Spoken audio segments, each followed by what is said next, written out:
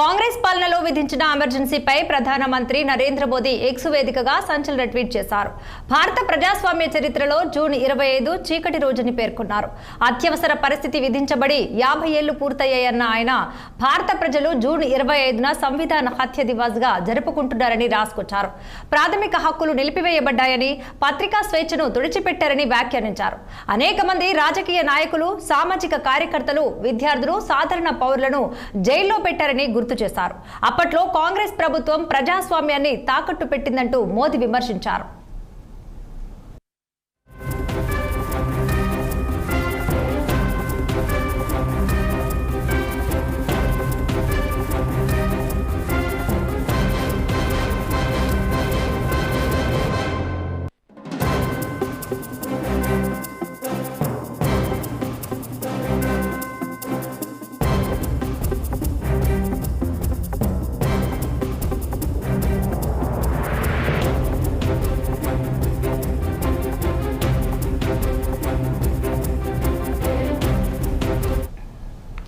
కాంగ్రెస్ పాలనలో విధించిన ఎమర్జెన్సీపై ప్రధానమంత్రి నరేంద్ర మోదీ ఎక్స్ వేదికగా సంచలన ట్వీట్ చేశారు.